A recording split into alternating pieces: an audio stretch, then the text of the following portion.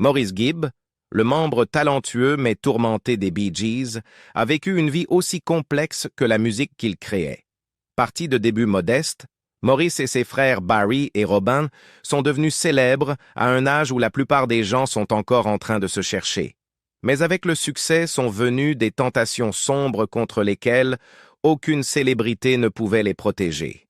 Alors que les Bee Gees dominaient les classements avec des succès intemporels comme Stayin' Alive et How Deep Is Your Love, les pressions de la célébrité, l'addiction et les démons personnels ont laissé des traces. L'histoire de Maurice n'est pas seulement celle d'un membre de l'un des groupes musicaux les plus influents de l'histoire, mais aussi celle du prix de la gloire, de la fragilité derrière la célébrité et d'une bataille qui n'a pas seulement affecté Maurice, mais aussi ses frères. Avec 2 mariages et de nombreuses luttes, la fin tragique de Maurice en 2003 a laissé le monde se demander: est-ce que quelqu'un pouvait vraiment échapper au poids d'un tel succès précoce? Rejoignez-nous alors que nous explorons l'ascension, la chute et la tragédie ultime de Maurice Gibb, une légende musicale dont la vie a autant été une question de survie que de chanson. Le voyage pour surmonter l'adversité. Maurice Ernest Gibb, né en 1949 à Douglas, sur l'île de Man, était le fils de Hugh Gibb, batteur, et de Barbara Gibb. Il était le jumeau fraternité de Robin Gibb, né seulement 35 minutes après lui. Ensemble, ils partageaient non seulement un lien fraternel, mais aussi un héritage musical qui allait définir leur famille et le monde de la musique. Leur frère aîné Barry, qui deviendrait plus tard un membre clé des Bee Gees, était déjà une présence dans les premières années de la famille. Leur sœur Leslie complétait la famille Gibb. En 1955, la famille déménagea à Manchester, en Angleterre.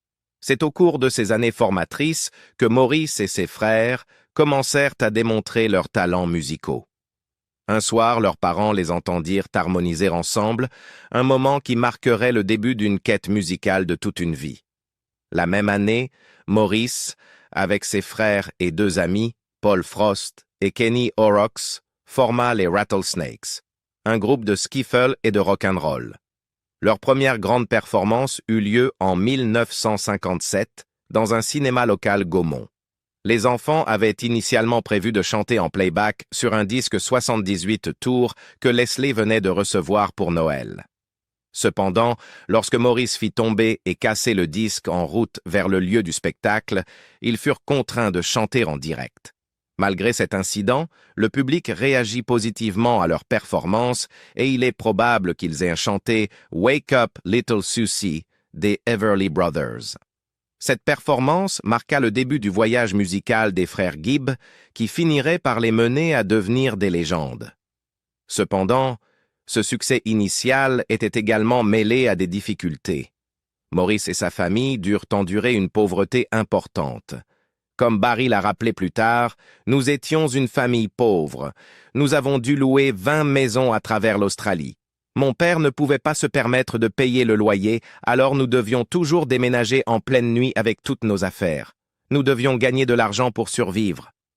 Ces circonstances difficiles façonnèrent les premières années des Gibb, qui étaient constamment en mouvement, luttant pour joindre les 2 bouts. Le lien entre les frères Gibb se renforça à mesure qu'ils naviguaient dans les défis de leur environnement. Malgré leurs difficultés financières, la musique resta leur passion et ils trouvèrent du réconfort à se produire ensemble. L'adversité qu'ils affrontaient ne fit que renforcer leur volonté de réussir, jetant ainsi les bases des Bee Gees emblématiques. Cependant, à mesure que leur célébrité grandissait, la tragédie qui allait marquer leur vie se faisait également sentir. Leurs premières expériences, remplies à la fois de difficultés et d'espoir, témoignaient de la résilience de la famille Gibb. De la musique psychédélique à l'icône du disco. La carrière musicale de Maurice Ernest Gibb fut un voyage remarquable de succès, de créativité et de résilience. Son ascension vers la célébrité commença à la fin des années 1960, lorsque lui et ses frères, Barry et Robin, prirent la décision qui allait changer leur vie, quitter l'Australie pour l'Angleterre. Là-bas, ils devinrent rapidement une partie de la scène rock vibrante, les Bee Gees émergeant comme l'un des groupes les plus en vue de l'époque. Le véritable décollage des Bee Gees eut lieu en 1967 avec leur tube New York Mining Disaster 1941, une chanson qui mélangeait le rock psychédélique avec des harmonies d'une beauté envoûtante. Ce fut le début de leur entrée sur la scène musicale mondiale. Les lignes de basse complexes de Maurice et ses harmonies étaient au cœur de leur son, et rapidement, ils enchaînèrent avec un autre succès, Massachusetts, qui devint leur premier hit numéro 1 au Royaume-Uni. Tout au long de la fin des années 1960 et du début des années 1970, les Bee Gees montrèrent leur polyvalence musicale avec des albums comme Horizontal et Odessa. Malgré le succès précoce du groupe, les frères durent faire face à des luttes internes, y compris une rupture temporaire en 1969. Cependant, leur lien s'avéra indestructible et en 1970, ils se réunirent, expérimentant de nouveaux sons et idées qui allaient définir leur carrière. Au début des années 1970, les Bee Gees s'orientèrent vers un son plus doux et plus mature. La sortie de How Can You Mend a Broken Heart en 1971 marqua un tournant. La chanson, avec les harmonies émotionnelles de Maurice, devint un énorme succès, renforçant davantage la réputation des Bee Gees en tant que maîtres des ballades poignantes. Le succès de la chanson ouvrit la voie à d'autres hits au cours de la décennie. Cependant, c'est au milieu des années 1970, avec l'émergence du disco, que les Bee Gees connurent leur véritable percée mondiale.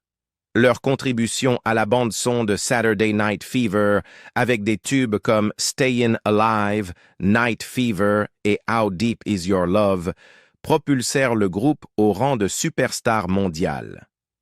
Ces morceaux, avec le falsetto distinctif et les harmonies de Maurice, devinrent les hymnes de l'ère disco. Saturday Night Fever ne devint pas seulement un phénomène culturel, mais offrit aussi aux Bee Gees plusieurs Grammy Awards, les établissant comme l'un des groupes les plus influents de l'époque. Malgré quelques critiques au début des années 1980, lorsque le disco perdit de sa popularité, Maurice et ses frères restèrent résilients. Ils continuèrent à sortir des succès tels que Too Much Heaven et Tragedy, qui témoignaient de leur capacité d'adaptation et de leur génie musical. Leur aptitude à évoluer leur permit de rester pertinents dans le paysage musical en constante évolution, et leur succès se poursuivit dans les années 1980 avec des albums comme Staying Alive et ESP. L'héritage des Bee Gees perdura bien dans les années 90 avec des albums comme One, High Civilization et Still Waters. Leur musique continua à recevoir des critiques élogieuses, notamment au Royaume-Uni et en Allemagne, et en 1997, les Bee Gees furent intronisés au Rock and Roll Hall of Fame, consolidant ainsi leur place dans l'histoire de la musique. Bien que Maurice ait dû faire face à des tragédies personnelles, y compris la perte de son frère Andy en 1988, il resta dévoué à sa musique. Les Bee Gees sortirent This Is Where I Came In en 2001, leur dernier album studio, où l'influence de Maurice demeurait forte. Sa carrière fut marquée par son engagement envers son art, son esprit d'innovation et son lien indéfectible avec ses frères. Le parcours musical de Maurice témoigne de son talent et de sa détermination, et sa capacité à mélanger des styles musicaux divers, du rock au disco et au-delà, fit des Bee Gees l'un des groupes les plus durables et les plus réussis de l'histoire de la musique. Bien que sa vie ait été marquée par des défis, l'héritage de Maurice perdure dans la musique intemporelle qui continue d'inspirer des fans du monde entier. L'alcoolisme a commencé dès sa jeunesse. En tant que membre fondateur des Bee Gees, Maurice a contribué à créer certaines des musiques les plus emblématiques du XXe siècle, mais dans l'ombre, sa lutte contre l'alcoolisme allait jeter une longue ombre sur sa vie et sa carrière. La descente de Maurice dans l'alcoolisme commença dès sa jeunesse. À l'âge de 25 ans, il était déjà profondément enfoncé dans l'alcool, et son addiction allait être une compagne constante tout au long de sa vie adulte. Son premier contact avec l'alcool provint d'une influence profonde. John Lennon, qui lui fit découvrir le whisky et le coca. Maurice se souvint que si Lennon lui avait offert du cyanure, il l'aurait probablement pris, tant son admiration pour l'icône des Beatles était grande. Cette relation avec l'alcool se transforma rapidement en spirale incontrôlable. Et à l'époque où les Bee Gees étaient au sommet de leur gloire dans les années 70, Maurice peinait à maintenir sa fiabilité. Il lui arrivait souvent de se guider le long des murs juste pour arriver sur scène, son alcoolisme affectant sa capacité à performer de manière optimale. Bien que Maurice ne fût jamais le membre le plus visible des Bee Gees, ses luttes personnelles étaient profondément ressenties par ceux qui étaient proches de lui. Ses frères Barry et Robin, qui combattaient également leurs propres démons, n'étaient pas étrangers à l'alcoolisme de Maurice. Cependant, le poids de l'addiction de Maurice conduisit à certains des moments les plus sombres de sa vie. Son premier mariage se termina, en grande partie à cause de son mode de vie festif et des conséquences que cela eut sur leur relation.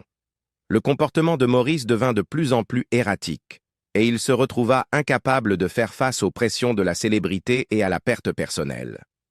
En 1988, une tragédie frappa la famille Gibb lorsque le plus jeune frère de Maurice, Andy, mourut d'une overdose de cocaïne à l'âge de 30 ans. Andy luttait également contre sa propre addiction, et sa mort laissa Maurice dévasté. Cette perte se révélerait être un tournant pour Maurice, un moment qui le plongea dans une rechute brève mais douloureuse. Incapable de gérer la culpabilité de ne pas avoir pu sauver Andy à temps, Maurice se tourna à nouveau vers l'alcool, un cycle autodestructeur difficile à briser. Dans les années qui suivirent, les luttes personnelles de Maurice devinrent de plus en plus publiques, culminant en un incident glaçant en 1991, lorsqu'il menaça sa seconde femme, Yvonne, et leurs 2 enfants avec une arme à feu. Ce moment effrayant fut le signal d'alarme dont Maurice avait besoin, et il le poussa à demander de l'aide et à entrer en réhabilitation. Cette intervention marqua un tournant crucial dans la vie de Maurice. Avec le soutien de sa famille, il entama le long et difficile processus de rétablissement. La mort de son jeune frère Andy l'avait profondément hanté, mais c'est grâce à la réhabilitation et à l'amour de sa famille qu'il réussit à commencer à reconstruire sa vie. En 1992, Maurice et Yvonne renouvelèrent leur vœu de mariage, un symbole de son engagement envers la sobriété et de son désir de reconstruire les liens qui avaient été fragilisés par son addiction. Malgré son parcours de rétablissement, les luttes de Maurice contre l'alcool demeurèrent une partie de son histoire. Mais au fur et à mesure qu'il devenait sobre, il se retrouva à redécouvrir les choses qui lui apportaient autrefois de la joie. Il commença à passer plus de temps avec sa famille, en se concentrant sur ce qui comptait vraiment pour lui. Maurice resta sobre jusqu'à sa mort en 2003, bien qu'il décédât d'une crise cardiaque alors qu'il attendait une opération pour un blocage intestinal. Son décès ne marqua pas seulement la fin d'une vie, mais la perte d'un homme qui avait combattu ses démons, perdu beaucoup en cours de route et pourtant réussi à trouver la rédemption durant ces dernières années. Le fardeau de la célébrité et de l'addiction qu'a porté Maurice n'était pas unique. L'industrie musicale des années 1960 et 1070 était pleine d'abus de substances et les Bee Gees n'étaient pas une exception. Alors que le monde regardait les Bee Gees monter en gloire, il était complètement inconscient des batailles que chaque frère menait dans sa vie personnelle. Maurice, comme ses frères Barry et Robin, se retrouva pris dans les excès de l'époque. Les drogues, l'alcool et les pressions de la célébrité devinrent inextricablement liés à leur musique et à leur image. Pourtant, pour Maurice, c'était l'alcool qui avait pris la prise la plus profonde. Malgré ses luttes, les contributions musicales de Maurice furent immenses. Aux côtés de ses frères, il aida à façonner le son d'une époque. La musique des Bee Gees transcenda les générations, avec des tubes comme Stayin' Alive et How Deep Is Your Love devenant des hymnes intemporels. La voix de basse distinctive de Maurice et son rôle de multi-instrumentiste aidèrent à définir le son des Bee Gees, faisant d'eux l'un des groupes les plus réussis de l'histoire de la musique. Mais derrière la musique se trouvait un homme profondément marqué par son addiction, cherchant à trouver la paix et la stabilité dans un monde qui semblait vouloir l'entraîner sous. La relation de Maurice avec l'alcool fut à la fois une source de destruction personnelle et un catalyseur pour sa croissance éventuelle. Ce fut grâce à l'intervention de sa famille, à l'amour de sa femme Yvonne et à son engagement envers la réhabilitation que Maurice parvint à transformer sa vie. De la romance en tourbillon à la rédemption personnelle. La vie personnelle de Maurice Gibb, bien que souvent éclipsée par sa carrière musicale légendaire, fut marquée par des relations tumultueuses, des hauts émotionnels et des luttes personnelles. Au-delà des projecteurs du succès des Bee Gees, les relations de Maurice, en particulier son mariage avec la chanteuse écossaise Lulu, faisaient partie d'un récit profondément complexe qui s'est déroulé sous les yeux du public. Maurice et Lulu se sont rencontrés en 1969, lors d'une rencontre fortuite dans les coulisses de l'émission musicale britannique emblématique Top of the Pops. À l'époque, Lulu avait 20 ans, et Maurice n'en avait qu'un de moins. Malgré la différence d'âge, ils sont rapidement devenus amants. Lulu, dans sa manière habituelle de s'exprimer, se souvient de sa première impression de Maurice, disant « Je trouvais Maurice mignon.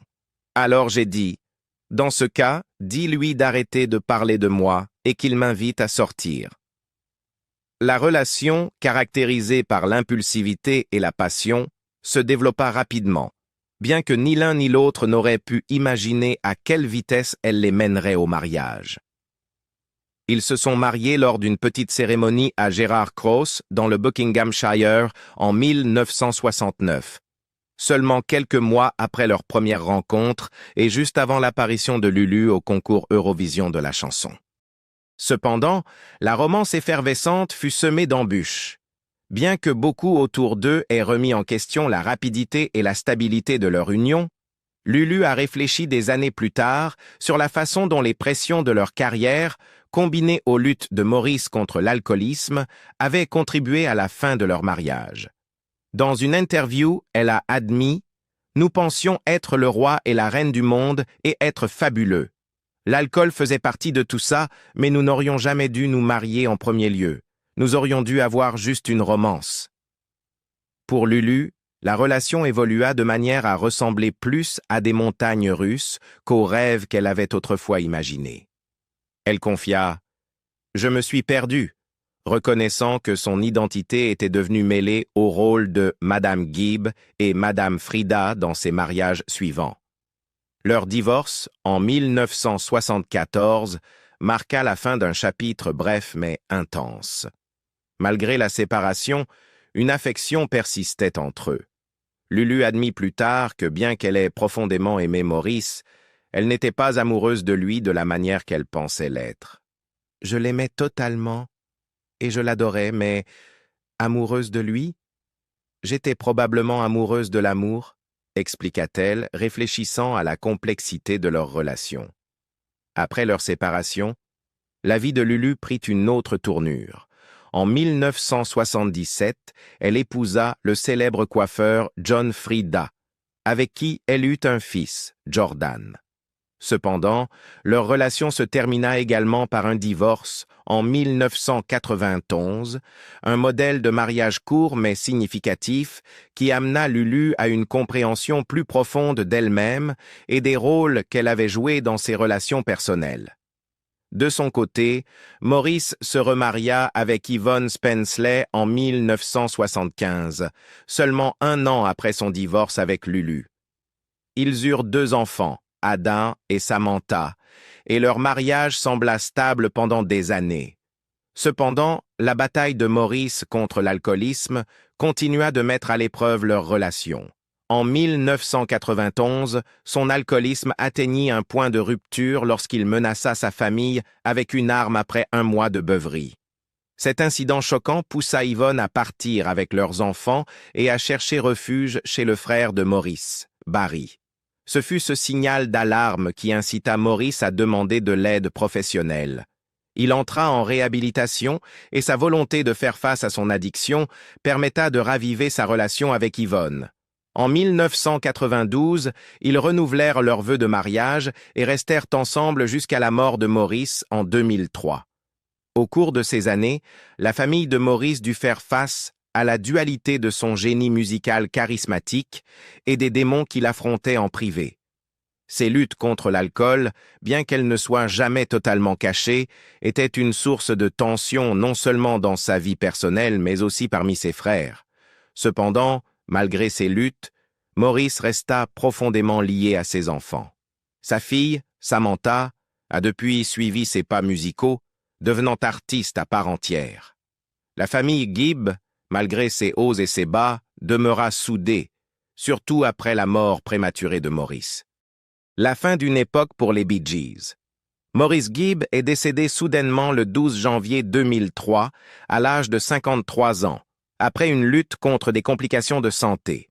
Sa mort a été un choc pour le monde, car il se trouvait à l'hôpital de Miami, où il subissait une opération pour un intestin tordu, une condition connue sous le nom de volvulus, lorsqu'il est soudainement décédé d'un arrêt cardiaque. Malgré les efforts des médecins pour le traiter, la combinaison de son attaque cardiaque et des complications liées à l'opération a été trop difficile à surmonter et il est décédé dans les premières heures du matin. Sa femme, Yvonne, et leurs 2 enfants, Adam et Samantha, étaient à ses côtés lorsqu'il a rendu son dernier souffle. La mort de Maurice a marqué la fin tragique d'une époque pour les Bee Gees. Les frères avaient déjà traversé leur lot de défis personnels et professionnels, mais cette perte était unique en son genre. Barry et Robin, ses frères survivants, ont eu du mal à accepter le décès soudain de leur frère. Pour Robin, cette perte a été particulièrement douloureuse. Dans une déclaration à la presse, il a dit « Nous étions enfants ensemble, puis adolescents. Nous avons passé toute notre vie ensemble à cause de notre musique. Je ne peux pas accepter qu'il soit mort. Je l'imagine simplement vivant ailleurs. » Le trio avait été inséparable, tant dans leur vie personnelle que dans leur parcours musical. Et le chagrin a été profondément ressenti par tous. Dans les jours qui ont suivi la mort de Maurice, les membres survivants des Bee Gees ont été submergés par la perte. Les frères travaillaient à l'époque sur un projet avec Michael Jackson et leur collaboration avec la pop star avait été une source d'excitation pour Maurice. Malheureusement, il ne vivrait pas pour voir les fruits de cette collaboration. La mort soudaine de Maurice a été particulièrement difficile pour Barry et Robin, qui ont dû naviguer à travers leur chagrin tout en essayant de traiter la fin soudaine des Bee Gees tels qu'ils les connaissaient. Les funérailles de Maurice ont été un événement profondément émotionnel auquel ont assisté près de 200 membres de la famille et amis, dont des stars comme Michael Jackson et Harry Wayne Casey.